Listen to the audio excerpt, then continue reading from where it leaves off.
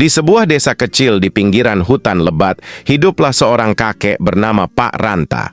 Ia dikenal sebagai pria baik hati yang sering membantu binatang liar yang terluka.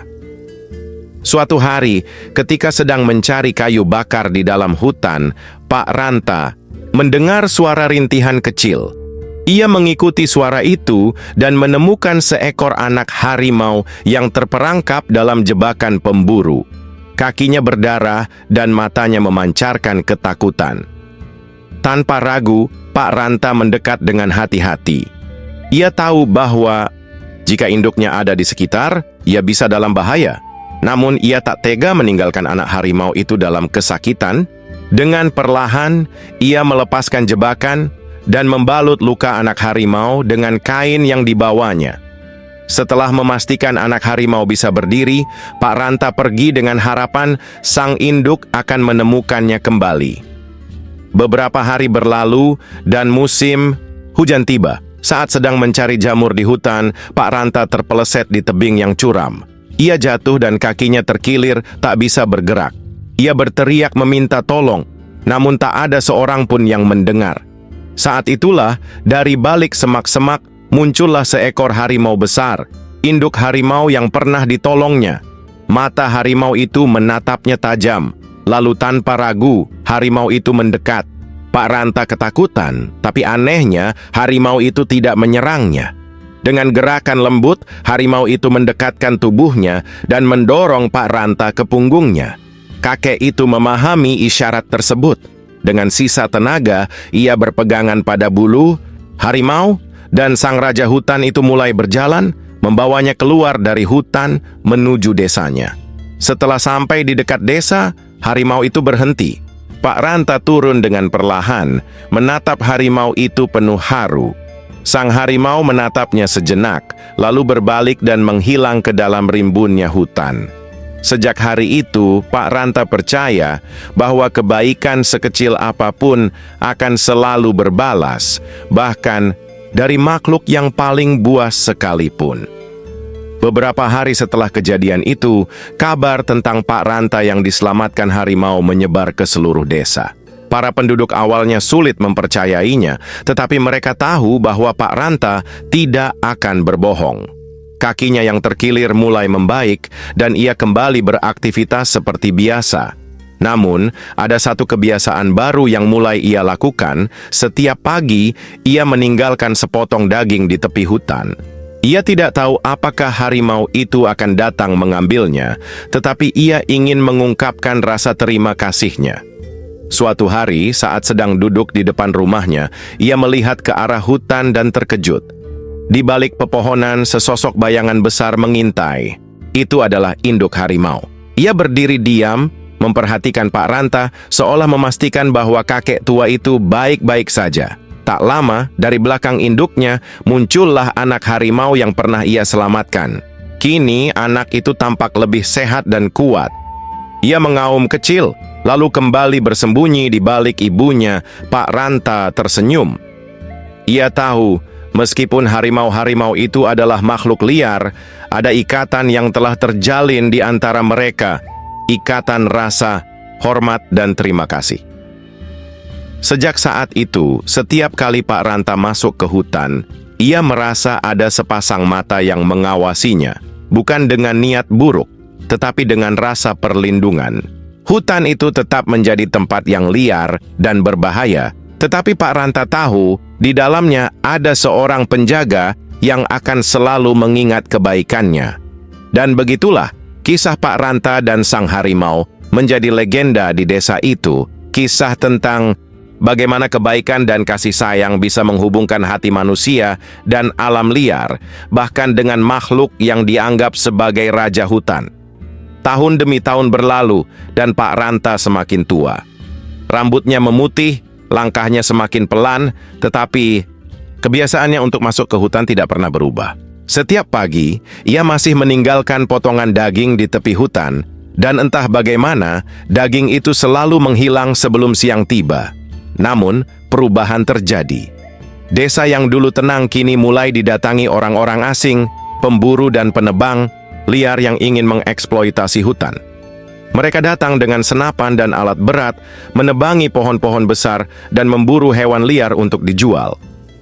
Pak Ranta merasa marah dan sedih melihat hutan yang dulu hijau mulai rusak. Ia mencoba memperingatkan penduduk desa, tetapi banyak yang takut melawan para pemburu dan penebang liar yang bersenjata. Suatu malam, terdengar suara tembakan dari dalam hutan. Pak Ranta yang sedang tidur langsung terbangun. Hatinya berdegup kencang. Ia tahu sesuatu yang buruk telah terjadi. Tanpa peduli akan usianya yang renta, ia mengambil tongkat dan berjalan menuju hutan dengan diterangi cahaya bulan. Di dalam hutan, ia menemukan jejak darah yang masih segar. Dengan perasaan cemas, ia mengikuti jejak itu hingga sampai di sebuah tanah lapang. Di sana, ia melihat induk harimau yang pernah menyelamatkannya terluka parah dengan beberapa anak panah tertancap di tubuhnya. Pak Ranta berlari mendekat, berusaha menolongnya, tetapi harimau itu sudah terlalu lemah. Ia menatap Pak Ranta dengan mata yang masih penuh ketegaran, lalu dengan nafas terakhirnya, ia mengaum pelan, seakan berpamitan. Pak Ranta merasakan kesedihan yang mendalam. Namun, sebelum harimau itu menghembuskan nafas terakhir, dari balik semak-semak muncullah anak harimau yang dulu ia selamatkan. Kini, anak harimau itu sudah besar dan kuat. Ia mengaum penuh amarah dan berlari ke arah para pemburu yang masih berada di sekitar. Terdengar suara teriakan ketakutan dari para pemburu yang tak menyangka akan diserang balik. Mereka berusaha melarikan diri, meninggalkan senapan dan perlengkapan mereka. Anak harimau itu terus mengejar hingga akhirnya menghilang ke dalam kegelapan hutan. Pak Ranta menunduk di samping tubuh induk harimau yang telah tiada. Dengan air mata yang menetes, ia mengucapkan doa dan berjanji bahwa ia akan melindungi hutan ini demi harimau, demi alam, dan demi kebaikan yang telah mereka bagi bersama. Sejak malam itu, desa pun berubah. Penduduk yang mendengar kisah Pak Ranta akhirnya bersatu melawan para pemburu dan penebang liar. Mereka membentuk kelompok penjaga hutan, memastikan tidak ada lagi yang merusak rumah para hewan. Sementara itu, anak harimau yang kini telah menjadi harimau dewasa tetap tinggal di hutan. Ia tidak pernah melupakan Pak Ranta. Kadang saat Pak Ranta berjalan di hutan, ia merasakan kehadiran sang harimau dari kejauhan, sang penjaga baru yang kini meneruskan warisan ibunya. Pak Ranta tahu bahwa meski induk harimau telah tiada, kebaikan yang mereka bangun tidak akan pernah hilang.